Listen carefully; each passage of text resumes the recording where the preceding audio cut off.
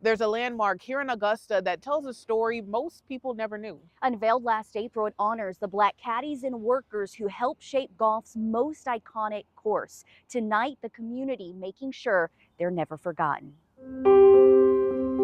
Every April, thousands of people flock to Augusta to see the world's most famous golf course. But what they may not realize is the beauty found today lies in the hands of those who came before us. Our forefathers, our fathers, they contributed to the way it looks. The people that come there, they just admire the beauty of the greens and everything. But this was started years ago. Mamie Pollard's father, Joseph King, was a greenskeeper at Augusta National Golf Club starting in 1935. The greens had to be perfect. His name, alongside his father and uncle, is now carved in brick at the African American Tea Plaza in the Sandhills neighborhood, one of 52 workers recognized on the bricks. I was overjoyed, that's what I can say, by seeing this brick with my father's name on it. He would really be grateful about that, be excited to know that, they have reached back and found that he worked there all those years and he had contributed to the golf course. The plaza sits in the heart of Sandhills, the neighborhood where many of these workers lived just a few miles from Augusta National.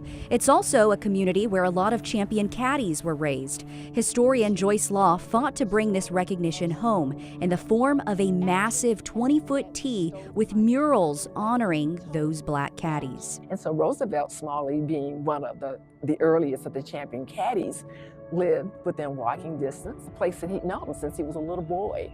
The same thing with Pappy Stokes, that's called the Godfather, and he himself, being part of the construction. So it's not just a place that they worked, it was a place that they lived and loved. She says these caddies went unrecognized for decades, and this tee changes that. So now that we have names, that's what occurred before the 1870 census, where we have folks enslaved, but we don't know their names. And so now we want to break that legacy of not being known and being put into the spotlight for your contribution. For Mamie, although her dad did not live to see his name in brick, he did receive recognition. Right there, that's my dad, right there.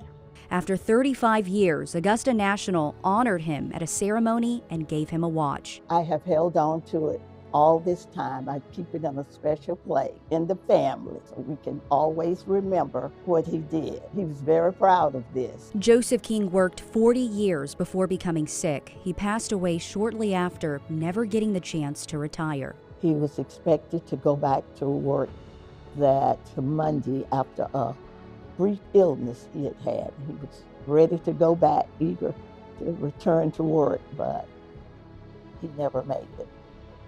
So it's safe to say working at Augusta National was a big part of his life and something he enjoyed all these years. He enjoyed it all these years. Joyce says this tee brings the recognition to the community, a place where locals and visitors can see the history without needing access to Augusta National. They can see the work of the champion caddies and all of the support people behind them that made this such a worldwide bucket list stop. It's now a new landmark in Augusta, telling a story many visitors don't know.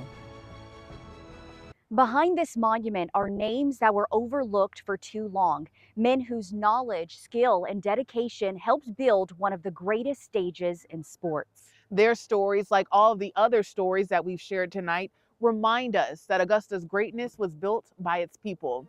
These are our stories, our voices, our visions.